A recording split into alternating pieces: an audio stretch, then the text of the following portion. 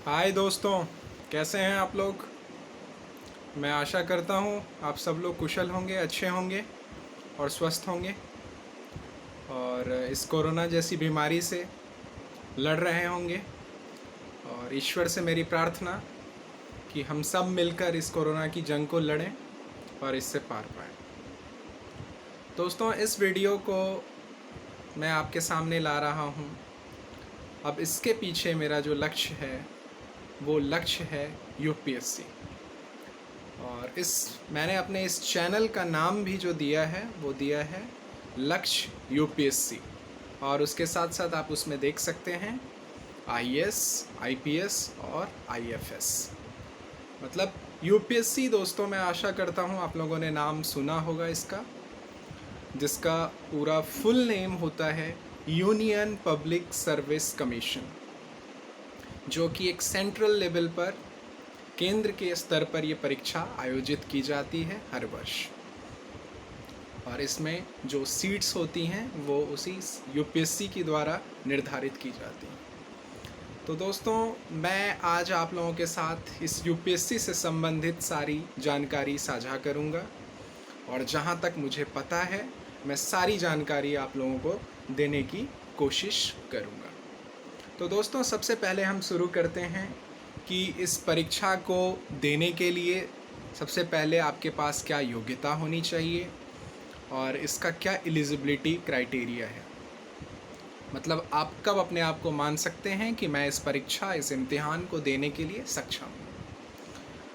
तो दोस्तों, जो शिक्षा के स्तर पर बात की जाए कि आप इस परीक्षा को देने के लिए कितना शिक्षित होना अनिवार्य है, आप कितने शिक्षित होने चाहिए, तो वो इस यूपीएससी ने क्लियर कर रखा है कि आप ग्रेजुएट होने चाहिए। मीन्स आपका किसी भी सब्जेक्ट में अपना ग्रेजुएशन होना चाहिए। वो किसी भी मान्यता प्राप्त विश्वविद्यालय से आपने अपनी ग्रेजुएशन की डिग्री प्राप्त की हो। वो कोई मैटर नहीं करता कि आप कहाँ से पढ़े हैं, आप आईआईटी से पढ़े हैं, आप जेएनयू से पढ़े हैं या आप इग्नू से पढ़े हैं। किन्हीं लोगों के मन में ये भी क्वेश्चन हो कि डिस्टेंस या ओपन या रेगुलर, कोई भी यहाँ पर सोचने की बात नहीं है। आप डिस्टेंस हो या रेगुलर हो या प्राइवेट हो या सरकारी हो, कहीं से भी आप ग्रेजुएट होने चाहिए, आपके पास एक ग्रेजुएशन की डिग्री हो। तो ये था दोस्तों एक डिग्री के पॉइंट ऑफ व्यू से मैंने आप लोगों को बताया कि जो इसकी पात्रता है, जो इसका एलिजिबिलिटी क्राइटेरिया है, वो है सिर्फ और सिर्फ ग्रेजुएट। उसके बाद आपकी स्वेच्छा, अपनी इच्छा है, आप जितने भी पढ़े हों, आप एमबीबीएस हों या पीएचडी हों या आपके पास और कोई भी डिग्री हो, कोई भी डिग्री हो। और दोस्तों, मैं इसके साथ साथ आप लोगों को ये बताना चाहूँगा कि मैंने ये तो कह दिया कि आप लोगों के पास कोई भी डिग्री हो, चाहे आप कितने भी पढ़े हों, लेकिन एक दूसरा जो फैक्टर होता है वो होता है एज क्राइटेरिया, मतलब आपकी उम्र की सीमा। तो उसको मैं सबसे पहले क्लियर कर दूं कि अगर आप सामान्य श्रेणी से, जनरल कैटेगरी से आते हैं, तो आप 32 वर्ष की उम्र तक आप इस परीक्षा में बैठ सकते हैं। और अगर आप ओबीसी से आते हैं तो आप 35 ईयर्स तक इस परीक्षा में बैठ सकते हैं। अगर आप एससी एंड एसटी कैटेगरी से आते हैं तो आप 37 ईयर्स यानी कि 37 वर्ष की उम्र तक इस परीक्षा में बैठ सकते हैं। मैं अन्य वीडियो में आपको ये ज़रूर क्लियर करूँगा कि इस एज क्राइटेरिया को कैसे काउंट किया जाता है या कैसे श्योर हुआ जाता है कि मेरा लास्ट चांस या मेरा जो उम्र है या जो मेरी उम्र है, टाइम कब तक है मेरे पास। तो इसको कैलकुलेट करने का और यूपीएससी के पॉइंट ऑफ व्यू से उसका क्या क्राइटेरिया है, मैं उसको आप लोगों को क्लियर करूँगा। तो दोस्तों, मैंने आपको एक ये बताया कि आपको कितने अवसर, कितने अटैम्प्ट मिल सकते हैं। उसके बाद मैंने आपको कैटेगरी वाइज बताया कि आप कितने चांस दे सकते हो। तो अब आपका दोस्तों एजुकेशन पॉइंट ऑफ व्यू से क्लियर हो गया कि आप ग्रेजुएट होने चाहिए। उसके बाद आपकी उम्र के हिसाब से क्लियर हो गया कि आप जनरल हैं तो 32 और ओबीसी हैं तो 35 और एससी एसटी हैं तो 37। इससे जुड़ी हुई और एक बात दोस्तों कि आप इस परीक्षा को देने के लिए अपनी 21 वर्ष की उम्र से एलिजिबल हो जाते हैं। मतलब 21 स्टार्ट है तो 32 जनरल के लिए एंड है। और ओबीसी के लिए 21 स्टार्ट है, तो एससी एसटी ओबीसी के लिए 35 लास्ट है, और एससी एसटी के लिए 21 स्टार्ट है तो 37 लास्ट है। मतलब स्टार्टिंग मतलब एक जो उम्र सीमा शुरू होती है, जब से आप बैठना शुरू कर सकते हैं इस परीक्षा में, इस परीक्षा को अटैम्प्ट कर सकते हैं, वो सब की सेम है। मीन्स जनरल के लिए भी 21 है, और एससी एसटी के लिए भी 21 है, और ओबीसी के लिए भी 21 है। लेकिन एक लास्ट उम्र सीमा जो होती है, अंतिम उम्र सीमा की आप अभी तक परीक्षा दे सकते हैं, तो वो जनरल में 32, ओबीसी में 35 और एससी एसटी में 37, मीन्स 32, 35 एंड 37। ठीक है दोस्तों, और अब हम इसका जो परीक्षा का स्लॉट होता है, जैसे ये यूपीएससी परीक्षा कंडक्ट करती है, उसके बारे में मैं थोड़ा विवरण आप लोगों को देना चाहूँगा। तो सबसे पहले यूपीएससी जो ये यूनियन पब्लिक सर्विस कमीशन है, ये एक परीक्षा कंडक्ट करती है जो माना जाता है, अभी 2-4 साल के स्लॉट को देखते हुए अगर मैं कहूँ तो ये मई जून में ये परीक्षा ली जाती है, जिस परीक्षा को हम कहते हैं पीटी, जिसको प्रीलिमिनरी एग्जामिनेशन भी कहा जा सकता है। पीटी, ये पीटी हर मई जून में कंडक्ट की जाती है यूपीएससी के द्वारा पूरे भारतवर्ष में। और ये यूपीएससी की परीक्षा दोस्तों 3 चरणों में होती है, जिसमें आपको पहला चरण आपका होता है पीटी प्रीलिमिनरी एग्जामिनेशन, दूसरा चरण आपका होता है मेंस एग्जामिनेशन, जिसको आप मुख्य परीक्षा भी कह सकते हैं। उसके बाद यूपीएससी लास्ट राउंड में जो कंडक्ट करती है आपके लिए, वो आपका इंटरव्यू मीन्स साक्षात्कार कंडक्ट किया जाता है आपके लिए, जिसमें आपकी परख की जाती है कि आप अपने इस सिविल सेवा को, यूपीएससी को, इन पदों को हासिल करने के लिए सक्षम हैं, आप में वो एलिजिबिलिटी, आप में वो चीज़ें हैं कि नहीं है, इसकी परख इस साक्षात्कार में, इंटरव्यू में की जाती है। क्योंकि इससे पहले यूपीएससी आपको लिखित रूप से जांच चुकी है, परख चुकी है कि आप इस सेवा के लिए तैयार हैं या नहीं। जैसे आपने पहले पीटी दिया, फिर उसके बाद आपने मेंस दिया, तो उसमें आपकी पूरी परख हो जाती है कि सब्जेक्ट्स की आपको कितनी नॉलेज है, सब्जेक्ट्स पर आपकी कितनी पकड़ है।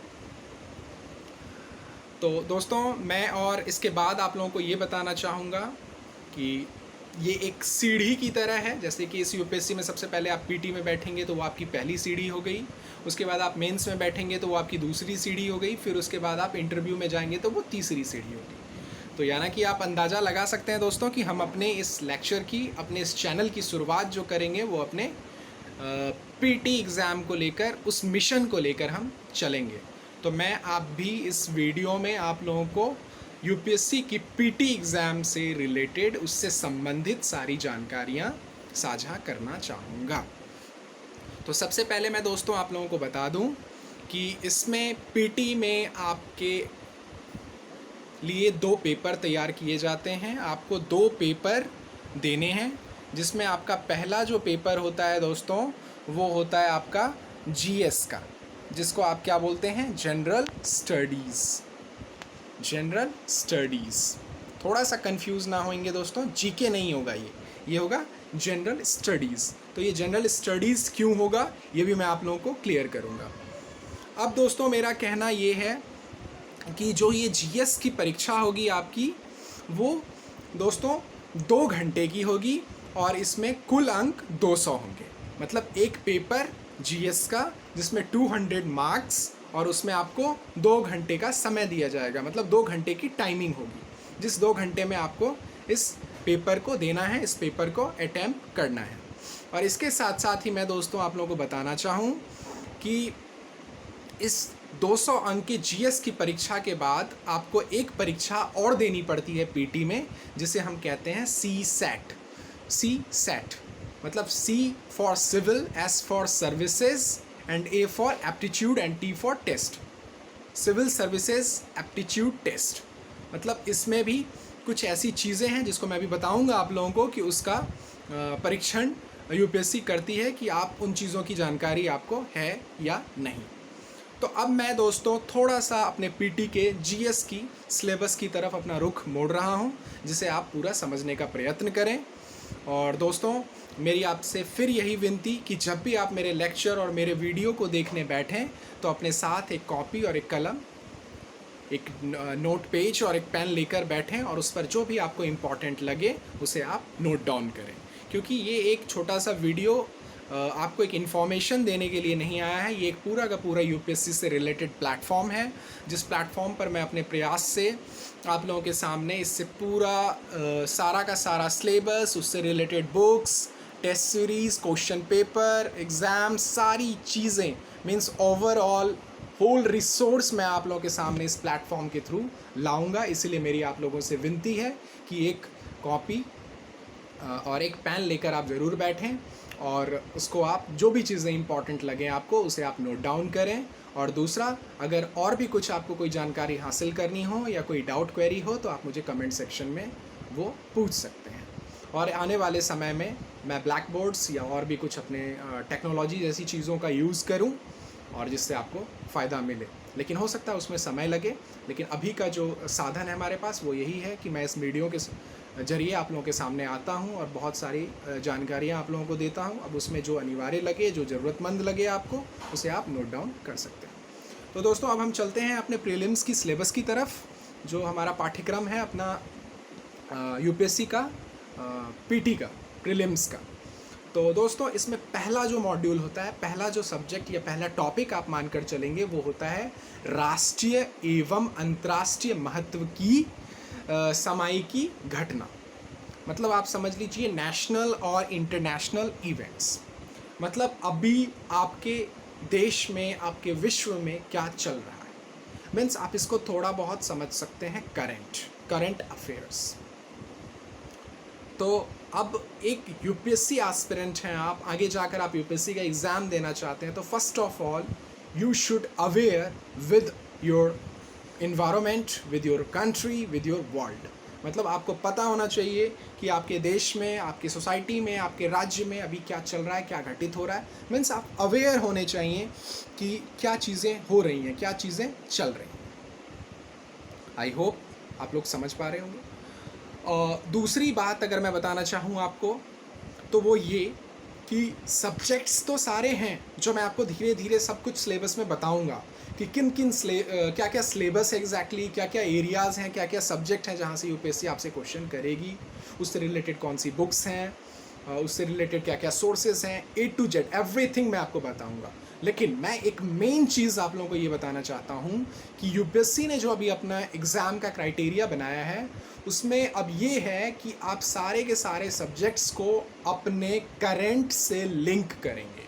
मीन्स अगर आप हिस्ट्री पढ़ रहे हैं, या आप ज्योग्राफी पढ़ रहे हैं, या आप कॉन्स्टिट्यूशन पढ़ रहे हैं, इंडियन पॉलिटी पढ़ रहे हैं, या आप सोशियोलॉजी पढ़ रहे हैं, या आप आर्ट एंड कल्चर पढ़ रहे हैं, या एथिक्स पढ़ रहे हैं, कुछ भी पढ़ रहे हैं, आप उसको क्या करेंगे, अपने करंट से लिंक करेंगे। ठीक है, मतलब आपको करंट के लिए अपडेट रहना है कि इन सब्जेक्ट्स में, इन मॉड्यूल में, इस एरियाज़ में आजकल क्या चल रहा है। ठीक है, जैसे आप साइंस एंड टेक ही पढ़ रहे हैं, तो साइंस एंड टेक में अभी क्या चल रहा है इंडिया में, मीन्स इसरो क्या जो है लॉन्च कर रही है, नासा क्या लॉन्च कर रही है, और क्या रिसर्च चल रहे हैं, क्या क्या चीज़ें नई आई हैं, कौन सी मेडिसिन नई आई हैं, किस बीमारी पर अभी क्या चल रहा है।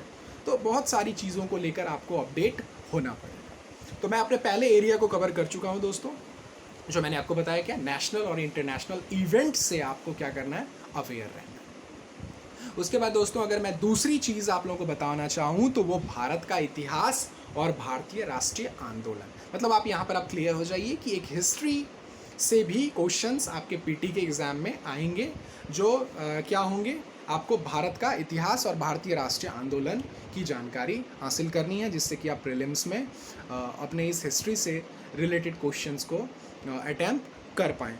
उसके बाद दोस्तों, अगर मैं बताना चाहूँ तो एक सब्जेक्ट आपका हो गया हिस्ट्री, और एक मैंने उससे ऊपर बताया आपको करंट। मतलब आप नोट डाउन करें इसको, 2 एरियाज़ हो गए आपके। तीसरे एरिया की अगर हम बात करें कि इस प्रीलिम्स में कहाँ से क्वेश्चन टच किया जाता है, तो तीसरा एरिया हो गया इसमें भारत और विश्व भूगोल, means Indian geography and world geography. तो इंडियन ज्योग्राफी और वर्ल्ड ज्योग्राफी के लिए आप सबसे पहले भारत और विश्व का भूगोल भी पढ़ेंगे, उसके बाद नहीं, भारत और विश्व का भौतिक, सामाजिक और आर्थिक भूगोल पढ़ेंगे, मीन्स सोशल टाइप और पूरा का पूरा इकोनॉमिक ज्योग्राफी। ठीक है, मीन्स कहाँ पर क्या क्लाइमेट है, कहाँ की क्या एग्रीकल्चर है, कहाँ पर क्या ज़्यादा प्रोडक्शन है। मतलब आने वाले वीडियोस में मैं धीरे धीरे हर चीज़ आपको बताऊंगा, लेकिन अभी आप थोड़ा सा मतलब ओवरऑल आइडिया लें। उसके बाद दोस्तों ये 3 एरियाज़ हो गए। जो हमारा फोर्थ और चौथा एरिया होगा वो भारतीय राजतंत्र एवं शासन, संविधान, राजनीतिक प्रणाली, पंचायती राज, लोक नीति, अधिकार संबंधी मुद्दे आदि। तो मीन्स आप इस फोर्थ एरिया को रिलेट कर सकते हैं अपने political science and Indian polity, राज्य व्यवस्था जैसी चीज़ों से आप इसे रिलेट कर सकते हैं। तो इसे अगर एक छोटे वर्ड में अगर हम कहें तो एक हो गया आपका पॉलिटी, दूसरा हो गया आपका ज्योग्राफी, तीसरा हो गया आपका हिस्ट्री और चौथा हो गया आपका करेंट। अब हम चलते हैं अपने 5वें एरिया की तरफ, मीन्स अपने 5वें सब्जेक्ट की तरफ। तो दोस्तों वो है आर्थिक और सामाजिक विकास। मीन्स आर्थिक जैसे वर्ड से आप क्या समझ सकते हैं, मीन्स इकोनॉमिक्स। अब इकोनॉमिक्स एरिया को भी ये प्रीलिम्स का क्वेश्चन पेपर टच करता है, मीन्स यूपीएससी इस एरिया से भी क्वेश्चन आपके इस प्रीलिम्स एग्जाम में पूछती है। तो मैं आपको उसमें क्लियर करना चाहूँ जैसे उसमें क्या क्या सब्जेक्ट्स रहते हैं, मीन्स उसमें सब टॉपिक्स क्या क्या रहते हैं। तो सतत विकास, गरीबी, समावेशन, जनसंख्यांकी, सामाजिक क्षेत्र की पहलें आदि। मीन्स अब इसमें भी आपको करंट से पूरा का पूरा अवेयर होना होगा कि इस इकोनॉमी में क्या चल रहा है एग्जैक्टली। ठीक है, इस इकोनॉमिक्स जैसे सब्जेक्ट में आपको अपने करंट से अवेयर रहना है। उसके बाद अगर मैं दोस्तों बात करूं तो कितने मॉड्यूल हो गए, फिर से हम दोहराते हैं इस चीज़ को। एक हो गया आपका करंट, दूसरा हो गया आपका हिस्ट्री, तीसरा हो गया आपका ज्योग्राफी, चौथा हो गया आपका पॉलिटी, पांचवा हो गया आपका इकोनॉमिक्स, और सिक्स्थ जो हमारा एरिया होगा वो होगा हमारा पर्यावरणीय पारिस्थितिकी, मीन्स हमारा इन्वायरमेंट से रिलेटेड जैव विविधता इसमें आपका सब टॉपिक मान लो। उसके बाद मौसम परिवर्तन मीन्स क्लाइमेट चेंज संबंधी सामान्य मुद्दे जिनके लिए विशेषगत आपको इसमें क्या बनना है, विषयगत विशेषज्ञता नहीं हासिल करनी है। मीन्स यूपीएससी ये नहीं चाह रहा है कि आप इस साइंस एंड टेक जैसे सब्जेक्ट के आप महारत हो जाओ या स्कॉलर हो जाओ।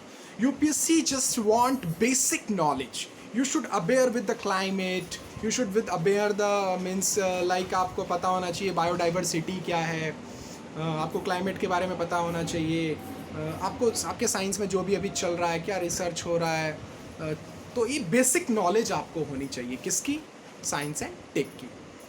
ठीक है, हर सब्जेक्ट में आप ये ना सोचें कि लोगों ने एक हवा बना दिया है कि यूपीएससी बहुत बड़ा एग्ज़ाम होता है, इसमें बहुत सारी चीज़ें पढ़नी पड़ती हैं, 5-5 साल लोग पढ़ते हैं, इतनी किताबें होती हैं, ये होती हैं, वो चीज़ें नहीं। मेरा क्राइटेरिया, मेरा प्लेटफॉर्म आपको ये बताएगा कि मिनिमम से मिनिमम सोर्स और कम से कम बुक्स के साथ आप जाएंगे और अपनी तैयारी को शुरू करेंगे और अंत भी करेंगे और एग्ज़ाम में बैठेंगे भी और सफलता भी आपको मिलेगी। ये मेरा विश्वास है और ये मेरा वादा है आप लोगों से। तो अब मैं फिर से दोस्तों दोहराता हूँ, हमारे एरियाज़ कितने हो गए, करेंट एंड दूसरा हिस्ट्री, तीसरा ज्योग्राफी, चौथा पॉलिटी, पांचवा इकोनॉमिक्स, छठा हो गया आपका सिक्स्थ हो गया साइंस एंड टेक, और सातवां आप दोस्तों मान के चलेंगे सामान्य विज्ञान को, मीन्स जनरल साइंस को। तो इन 7 के 7 एरियाज़ को दोस्तों आपको क्या करना है, पूरा पकड़ बनाकर चलना है और लेकर चलना है। मीन्स इन 7 के 7 एरियाज़ पर आप अपनी पूरी की पूरी तैयारी करोगे। तो अभी तक मैंने दोस्तों आप लोगों को सिर्फ और सिर्फ आपके GS 1 के रिलेटेड इन्फॉर्मेशन दी कि आप अपने इस GS जनरल स्टडीज़ का जो आपका पेपर है, जो आपको प्रिलिमिनरी एग्जामिनेशन PT में पूछा जाएगा, उसमें इन 7 एरियाज़ से आपको क्या करने हैं, क्वेश्चंस अटेम्प्ट करने हैं। तो अब मेरी आने वाली वीडियो में अब आप लोगों को इससे आगे की जानकारी दी जाएगी कि इन 7 एरियाज़ को सर कवर अप करें तो करें कैसे, इन 7 एरियाज़ के लिए क्या क्या सोर्स हैं, कौन कौन सी बुकों का यूज़ करें और किस तरीके से अपनी तैयारी को शुरू करें। और दूसरी कि सर प्रीलिम्स में जो CSAT है उसकी तैयारी कैसे करें, तो उसके लिए भी मैं आप लोगों को बताऊँगा। तो मैं अपने आज की इस वीडियो को यहीं पर ख़त्म करने जा रहा हूँ। अब इससे आगे की जानकारी मैं धीरे धीरे आप लोगों को मुहैया कराऊँगा, अवेलेबल कराऊँगा इस अपने mission UPSC IAS IPS IFS के ज़रिए। तो दोस्तों मेरी आप लोगों से हाथ जोड़कर विनती है कि आप लोग धैर्य रखें और अपनी निरंतरता को बरकरार रखें और जो चीज़ें आपको धीरे धीरे मिल रही है उसको आप लेते जाएं। मेरा वादा है आप लोगों से कि मैं यूपीएससी से रिलेटेड एक एक स्टडी मटेरियल, एक क्वेश्चन पेपर, सी सैट हो या जो भी सब्जेक्ट वाइज हो, वो सारी चीज़ें मैं आप लोगों को अवेलेबल कराऊंगा बस इस चैनल के माध्यम से। बस आप सिर्फ़ और सिर्फ अपना धैर्य बनाए रखें, अपना पेशेंस बनाए रखें। ये मेरा वादा रहा आप लोगों से कि मैं हर चीज़ आप लोगों को इस प्लेटफॉर्म के ज़रिए उपलब्ध कराऊंगा। बस आप लोग इतना ही करें कि आप लोग इस चैनल को लाइक करें, शेयर करें, सब्सक्राइब करें। उसके पीछे मेरी ये सोच नहीं है कि मुझे ज़्यादा से ज़्यादा पॉपुलैरिटी मिलेगी। बस मेरा दोस्तों ये कहना है कि मैं अपने समाज और अपने इस भारत जैसे देश में सिविल सेवा और यूपीएससी जैसी परीक्षाओं में उन लोगों को भी सफल होते हुए देखना चाहता हूं जिनके पास रिसोर्सेज की कमी है, जो कहीं किसी पिछड़े क्षेत्र से आते हैं या वो आज के दौर में किसी न किसी समस्या को फेस कर रहे हैं। चाहे वो उनकी इकॉनमी हो सकती है, वो इकॉनमी उनकी वीक है, या वो कहीं दूर दराज में रह रहे हैं, या वो कहीं जाने आने में असक्षम है। कई समस्याएं हो सकती हैं। तो उन लोगों के लिए मेरी दोस्तों ये वीडियो मददगार साबित हो। और आप भी एक समाज के प्राणी हैं, एक सामाजिक हैं, तो आपकी भी ये अवधारणा होनी चाहिए, आपकी भी ये सोच होनी चाहिए कि मेरे एक दो शेयर कर देने से, मेरे एक दो लाइक कर देने से क्यों ना और ज़रूरतमंद लोगों को फ़ायदा हो और हमारे इस देश में ज़्यादा से ज़्यादा आईएएस, आईपीएस और आईएफएस और बड़े बड़े अधिकारी बने और हमारा देश आगे बढ़े। तो दोस्तों, आप मेरी इस वीडियो को देखने के लिए आप लोगों का बहुत बहुत धन्यवाद, और मेरी अगली वीडियो आने तक के लिए आप लोगों का दिन शुभ हो। थैंक यू सो मच दोस्तों। Bye bye. जय हिंद।